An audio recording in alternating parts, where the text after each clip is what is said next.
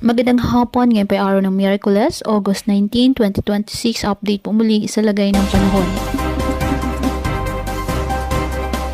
Patuloy po na nakakaapekto ang habagat sa malaking bahagi ng Luzon, kaya asahan po ang paminsan-minsang malalakas na buhos ng ulan at pagbugsong-bugsong hangin hanggang Huwebes. Inaasahang unti-unting hihina po ang nasabing habagat habang papalayo na ang mga bagyo. Sa ngayon, may 3 bagyo na minomonitor sa loob at labas ng ating PAR.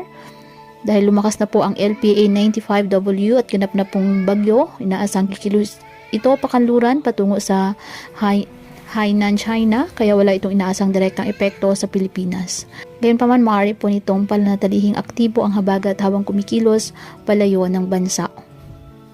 Patuloy na kumikilos naman si Bagyong Neneng pahilagang-hilagang kanluran patungo sa Northern Taiwan. Sa kasalukuyang forecast, wala rin itong inaasang direktang epekto sa ating bansa.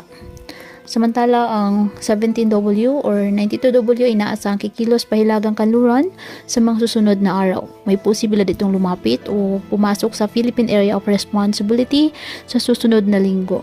Ngunit nanatili pong mataas ang forecast uncertainty dahil nasa long range guidance pa lamang. May ilang senaryo rin pong nagpapakitang maaari itong lumakas bilang typhoon category at muling palakasin ang habagat.